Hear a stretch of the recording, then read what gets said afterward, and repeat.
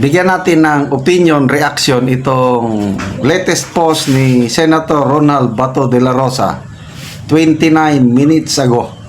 Sabi niya, this person from Jensan is really dead. Isinare niya ang nagiging viral na video pagbisita ni PBBM sa General Santos Peaceport Complex. Kumakaway siya, no? Nako, may mga tao sumisigaw ng Duterte, Duterte. Ang tapang. Okay, panoorin, no? Pakinggan natin.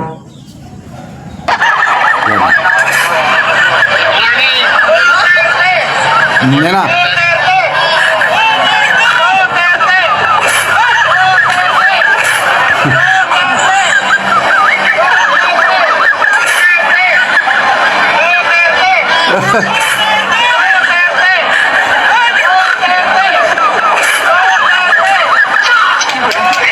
Grabe, no?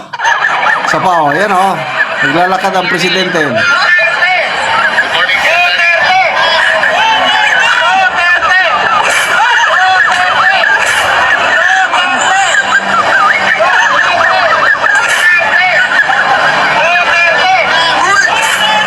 Yan, nakikipagkamay ang presidente.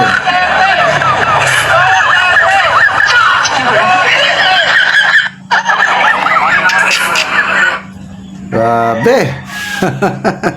Magbasa tayo sa mga comments, ha. PBBM and General Santos City Peaceport Complex bumisita sa Jensan, Duterte ang sigaw. Yan ang caption dito. Viral na ito ngayon sa Facebook Reel, eh. Basa tayo ng mga comments. Tel Pinunggan, nganong ni Anha paman kadiha, gusto mo lang talaga. Malala ko nung bago mag May 12 election, may naka-schedule na rally ng alyansa sa Jensan, if I'm not mistaken, April 5, eh. 5 or 6. Jensan. Biglang kinansel. Napag-alaman ko, kasi may kaibigan ako sa Jensan. Sabi niya, sir, halos maka-Duterte ang mga tao sa Jensan. Kahit nga si Pacquiao, mahina siya dito sa Jensan, sabi niya. Maka-Duterte ang mga tao dito. O, ito na nga, napatunayan. Mismo ng presidente, akala niya siguro tapos ng eleksyon, kaya nakalimutan na ng mga tao yung politika. Nako, pagpunta nyo dito sa Mindanao, yung ginawa ng administrasyong ito kay BP Sara, lalo na yung ginawa kay PRRD, palagay ko, hindi yan makakalimutan. Kailan yon? 2 or 3 days ago, nakausap ko yung mga kamag-anak namin na nagpunta mismo sa The Hague. Nabigla kami dahil, hoy, may mga post na sila, nandun na sila sa Duterte Park.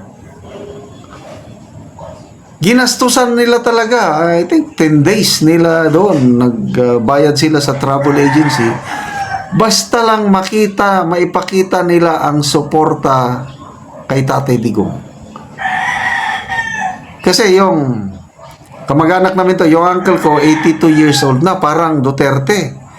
So, ang nagpunta sa The Hague, yung wife niya at saka anak. Yung uncle ko, na lalaki, naiwan daw dahil walang magbantay sa bahay. At saka may edad na, hindi na makabiyahe.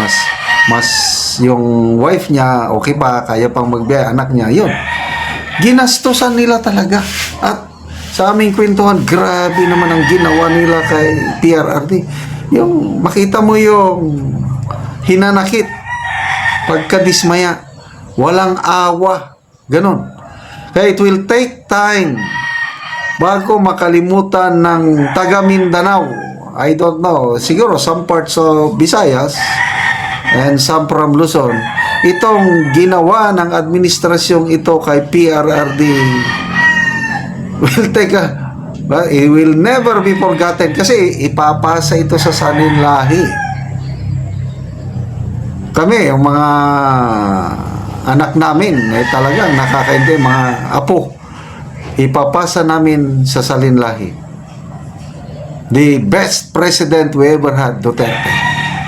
And the worst, alam nyo na, yung worst. It will take a long time bago ito makalimutan kasi nakakaaway. Magbasa pa tayo. Marian Suriga, looks like he's wearing a bulletproof vest underneath his polo shirt. Just a personal observation. Mang Santoy, panguli na mo, oy. Maria Jena pa din, haha, mingaw man, luya pod, kay si Tatay Digong, yan, hiya-hiyawan. Again, what if may mangyari kay Tatay Digong na masama? Lalo na yung 2028, may mangyaring masama o wala na talaga. Wala nang makakapigil ang pagiging presidente ni Pipi Sara. Malala ko, doon pa lang sa Villamor Air Base, nung inaaresto na nila si PRRD, nagsabi na siya, yung ginagawa niyong ganyan, magiging presidente ang anak ko. Ito na nga. Unstoppable na. Latest survey. BP Sara, 35%. Isinama pa nila na sinorbe si Bongo, 11%. Hindi naman kakandidato si Senator Bongo as president. Kaya yung 11% na pumili kay Bongo, mapupunta kay BP Sara yun. 46%. Unstoppable. Impeachment? No way. Wala na. It's just a matter of time yung impeachment. Sa observation ko lang ha. July 28, pili ng Senate President.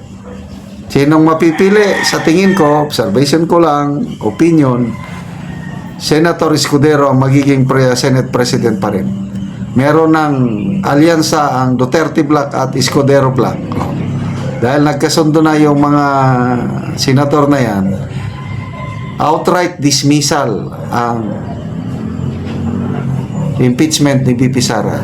After that, next year, pwede ulit silang magsampa every year ng kailang wala pa rin habang nandyan yung mga senador na kalyansa ni BP Sara, hindi nila matatanggal si BP. Kaya nga sabi ni Senator Marcoleta, lintik lang ang walang gante, humanda na kayo. Hindi nyo kayang tanggalin sa pwesto si BP Sara.